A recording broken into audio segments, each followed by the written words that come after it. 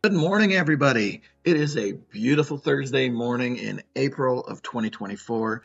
Today, we're going to look at some modeling tools in Aspire, and I am so excited to show you these things. I've already prepared some vectors for this, so let's go ahead and just get to work. We're going to be making some raindrops,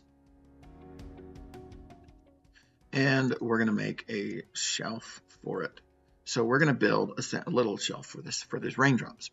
Okay, so let's go to work. First thing we're going to do is we're going to go ahead and get into our modeling tools. Now, in previous versions of Aspire, I've always used this toggle between 2D and 3D so that I can select my tools, or select my vectors over here, and then create them over here and see my models. And today we don't have to do that. That's the nicest thing about this is we don't need to do this split screen thing anymore. We're just going to go strictly into our 3D view because we can select our vectors in our 3D view. So we're going to go ahead and just select our first raindrop, this guy over here. We're going to go to our create a rounded shape, because it's a raindrop, and let's set our profile height at 90 degrees. Now over here in our profile, we can say 90 degrees, or we can give it an inch variant of 90 degrees. So we're going to say full 90, no limit to it, full 100%, no scale to it, full 100%, and just apply. Okay. Now we can click on this one. Okay, and on this one, let's just pretend like we want to change it. Let's say we want to go to 45 degrees. Okay, and we just click on create. And there it is again. Now let's look at both of these guys and say, that one looks a little too tall. The top looks a little weird. This one looks a little too small. So what do we want to do? Let's modify it. Now, previous versions, as long as we were still selected on that vector, we could modify this. So I could come in here and I could say 60, and I could click on apply. New versions, I can click on the other one. I've already came off of that one. Now I come back onto it. It remembers everything. And I can come back down to 60 again, click on apply again, and now we look a lot better. We're getting that more teardrop shape to it. Now it's not quite so bulbous here on the top, and it looks a little better. So I'm happier with this one, so we're gonna go ahead and keep them. All right, now we have our little splashes. This one's already hit the water, so we have a splash coming off here to the left, a splash coming over here to the right, and there's a couple differences in them. So this one has a sharp point, this one has a radius bottom. Let's grab our sharp pointed one first, and we're going to go to, let's try 75 degrees, who knows. Click on create, okay, there it is. What I want to show you is see how this the model is actually smaller than the vector, because it was so small that even pixels couldn't fit down in this area here. And so it's like, well, we're just going to make the model smaller, which is fine.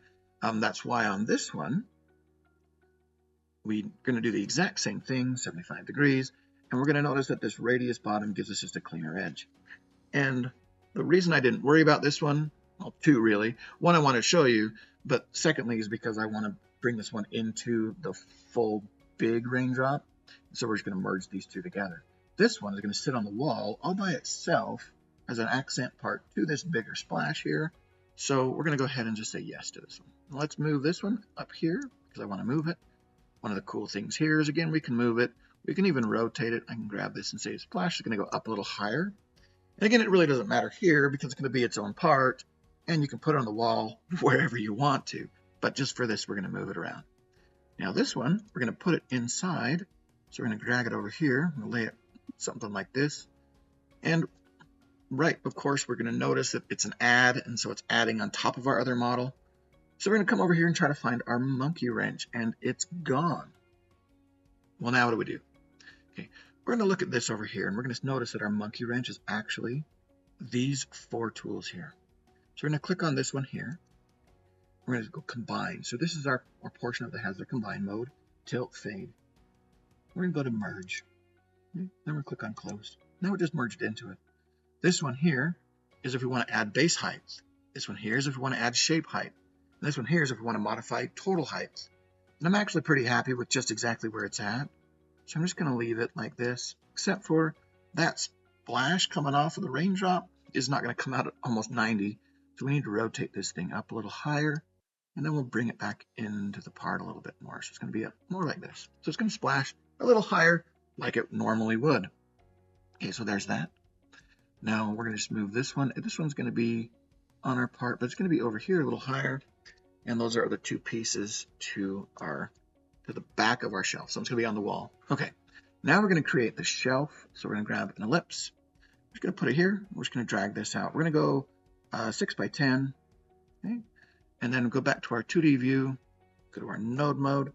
We're going to make this a line, delete this point, and there's our shelf. So we're going to just cut this out as a vector because we don't need to 3D model the shelf. It's just going to be a cutout. But now we got all of our parts all on the same board. And of course, we can make these go a little tighter by just pulling these down and squeezing it in. So we can play with all of that later. What I wanted to show you guys today is the fact that we can model, and our models are like clay. Now, what that means is that they can be modified after they've been made.